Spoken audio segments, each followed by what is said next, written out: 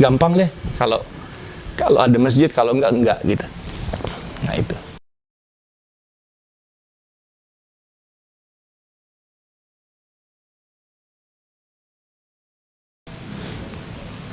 Karena apa? Sifat manusia itu kan menggampangkan ya. Kalau dia tidak punya dasar agama, maka dia akan bekerja untuk sebuah hasil, bekerja untuk materi, bekerja untuk materi. Itu pikiran manusia yang tanpa agama. Tapi kalau berpikir dengan agama, besar kecilnya pendapatan atau rezeki itu Allah yang menentukan. Kalau mau dibilang kalau mau diukur dengan waktu, mungkin toko 24 jam yang lebih adalah toko yang paling kaya raya gitu ya. Tapi ada seorang yang tidak bekerja tapi uangnya banyak gitu. Nah itu kan rezeki. Jadi rezeki itu diatur oleh Allah gitu. Rezeki itu tidak cuma uang ya. Kesehatan, silaturahmi dengan kawan-kawan ini, kawan-kawan baik nih. Tujuannya datang ke sini apa? Merekam saya untuk kisah hijrah supaya orang bisa menjadi ibrah, menjadi contoh bagi kehidupan yang lain gitu. Nah itu kan sekedar silaturahmi. Kalau saya meninggal, maka video ini akan insya Allah menjadi amal-amalan baik saya. Akan terus ditonton gitu.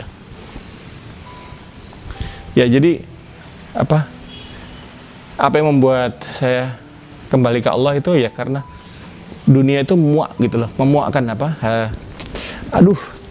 Capek ya, duniawi terus ya,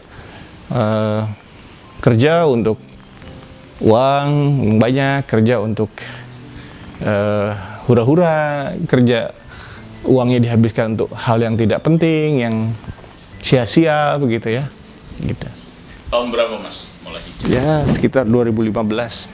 2015 ya? 2015. Jadi semua keberhasilan itu berkat usaha sendiri. Tadi ya saya percaya semua karena saya. Padahal sepele banget ya. Kita tuh lahir di dunia itu memang sudah tertulis kan sebenarnya. Kita banyak hal-hal yang memahami tauhid itu sebenarnya mudah. Tauhid itu sebenarnya mudah. Contohnya ini, daun ya, dengan berbagai macam rupa daun-daun ini, dengan berbagai macam pola, nggak akan mungkin manusia bisa bikin itu gitu. Ini kuasa Allah yang besar. Berbagai macam pola daun, pola tanaman, ada panas, ada dingin, ada siang, ada malam, ada sedih, ada bahagia, ya, ada susah, ada senang. Semua itu kan Allah yang membuat. Nggak mungkin manusia bisa buat. Jadi kalau saya bisa bilang saya berhasil karena saya menjadi sukses karena saya, itu nggak ada itu hidup begitu. Karena Allah, karena ridhonya Allah kepada kita, gitu. Nah itu saya sadar betul, saya ini bukan siapa-siapa. Saya butuh Allah, karena ketika duniawi kita semakin besar, maka kegalauan kita juga semakin tinggi. Galau banget, tanpa agama. Jadi banyak sekali empty heart kalau aku bilang ya.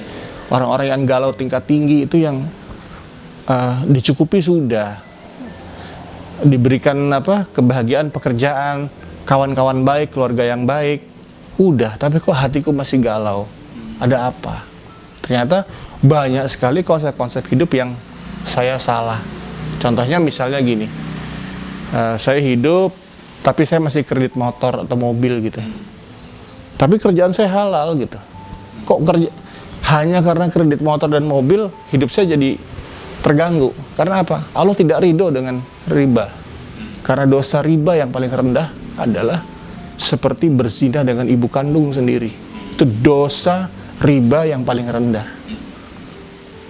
Kalaupun sudah tahu hukum itu, masih melakukan riba, sama saja mengangkat perang kepada Rasul dan Allah. Mungkin nggak kita perang dengan Rasul dan Allah, siapa yang menang?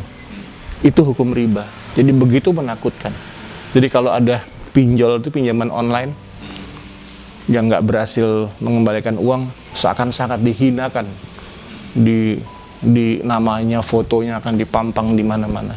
Jadi jangan bermain riba lah. Untuk apa? Untuk gaya hidup. Nggak, tinggalkan aja. Orang-orang tua kita nggak pakai riba kok dulu hidup. Ya kan, punya rumah di kampung, punya rumah di Jakarta juga tidak riba mereka. Riba itu kan gaya hidup setelah eranya perbankan itu kan. Gitu loh. Kalau saya insya Allah sampai sekarang saya nggak punya kredit card. Tinggal di Amerika saya nggak pakai, di Belanda saya nggak pakai kredit card. Karena saya tahu gembel-gembel di Amerika sama di Eropa itu karena kegagalan kredit card. Gitu. Walaupun tinggal di Amerika Nggak mau saya. Saya kayak dulu kayak mafia kalau beli mobil uang cash dulu. Kenapa udah punya kesadaran gitu nggak pakai kredit card? Padahal belum hijrah ya. Analogi. Karena saya senang bergaul dengan orang ya. Saya senang bergaul nih kucing saya. Saya senang bergaul dengan orang, saya tanya, kamu kenapa jadi gembel? Ya dulu saya nggak bisa bayar hutang saya dari kredit card. Oh ya, hutang kamu berapa? Hutang saya $20.000, saya nggak mampu. Sehingga akhirnya saya harus tidur di jalan. Hampir semua orang-orang yang tidur di jalan bermasalah dengan kredit card. Nah, di situ saya kesimpulan saya tidak pakai kredit card. Sampai sekarang. Setelah memutuskan hijrah, apa yang dilakukan? Yang dilakukan ini berarti harus hijrah nih, ada yang nggak benar nih gitu. Iya. Yang dilakukan adalah mencoba untuk menjalani sunnahnya. Itu cukup berat karena setelah hijrah apa gitu. Semoga istiqomah ya. Itu selalu doa yang diberikan sama teman-teman yang sudah duluan hijrah. Istiqomah ya, semoga istiqomah. Istiqomah itu stabil. Karena saya pun mengalami, Mas. Saya mengalami futur. Futur itu malas. Malas beribadah, apalagi kalau lagi sendiri ya. Aduh, itu kadang-kadang nih, sampai sekarang nih, yang bangunin sholat subuh itu istri saya. Walaupun, Mas, subuh, saya langsung bangun. Tapi harusnya kan suami yang bangun. Iya. Gitu. Saya yang bangun, perciki istri dengan air untuk sholat malam. Sesekali saya lakukan, tapi saya masih dalam tahap itu, saya akui. Nah, itu yang namanya istiqomah. Bisa nggak Haryo ini untuk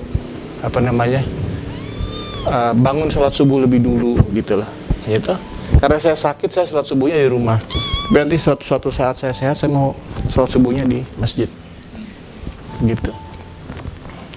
Perubahan apa yang dirasakan setelah mulai? Adem, perubahannya adem sekali.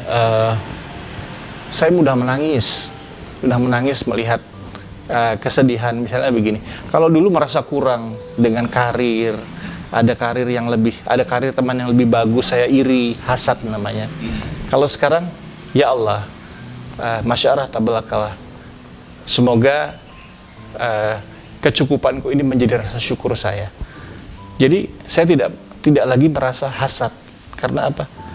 Ya karena tadi menjalankan sholat 5 waktu, insya Allah menjalankan sholat sunnahnya, kemudian selalu bergaul dengan orang-orang soleh. Jadi penyakit hati itu akan hilang dengan sendirinya. Penyakit hati itu gini, contohnya, ada orang punya kesenangan ya, punya kebahagiaan, tapi kita nggak senang sama dia dengan kebahagiaannya. Nah, itu penyakit hati. Kenapa bisa ada penyakit hati? Karena makanannya nggak benar, karena penghasilannya diambil dari yang tidak halal, yang haram, karena keseharian hidupnya tidak sholat, sehingga hati itu tertutup oleh lumpur-lumpur yang menjadi penyakit hati. Hasad, iri, dengki, itu 3 penyakit hati. Hasad, tidak senang dengan kebahagiaan orang lain, iri, tahu kan, dan dengki. Itu penyakit dari makanan, dari tidak menjalankan sholat, tidak berpuasa, tidak bersedekah. Jadi manusia sekarang itu, banyak sekali orang punya hasad itu. Di Instagram tuh, itu sumber hasad di sana. Kenapa? Kita melihat tetangga lebih hijau di Instagram. Kita melihat semua well prepared life, hidup yang sangat-sangat by design. Seakan-akan selebritis semuanya hidupnya bahagia, menyenangkan. Padahal itu kan palsu. Nah, jadi hasad itu sekarang lebih digiring kepada Instagram, social media. Makanya sosial media saya itu sekarang isinya ya dakwah yang perlu-perlu aja gitu. Tidak lagi keluar negeri pamer di Paris, punya mobil bagus, motor bagus, pamer gitu. Nah, itu mungkin kita bilang kita hanya ingin motivasi orang gitu ya. Tapi kita nggak tahu hati orang akan menjadi hasad melihat itu, iri. Akhirnya apa? Yang dosa kita. Terus yang perempuan juga berdandan cantik, mulutnya dimunyung-munyungin gitu. Mungkin tujuan dia fun, tiktokan. Tapi kalau yang melihatnya non muhrim atau Bayangkan, kamu cantik, kamu istri orang, atau kamu seorang gadis, berdandan cantik, tapi kamu jadi khayalan, maaf ya, khayalan masturbasi, yang bukan muhrim kamu.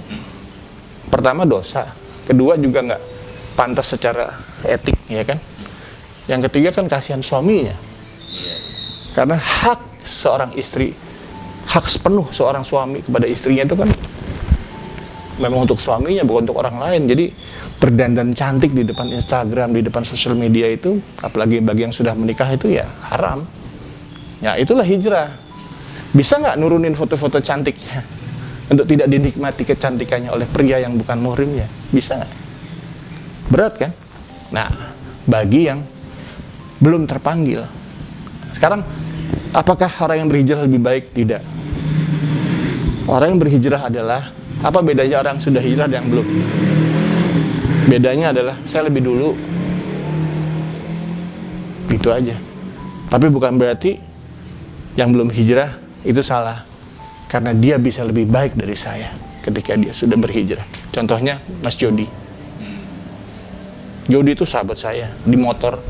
Saya bilang sama dia dulu, Jod, lu kalau nggak tobat, lu mati, gue bilang. Aku bilang begitu. Tapi Allah yang membuat hati dia bolak-balik. Ya muqallibal qulub, sabit qulbi ala dini.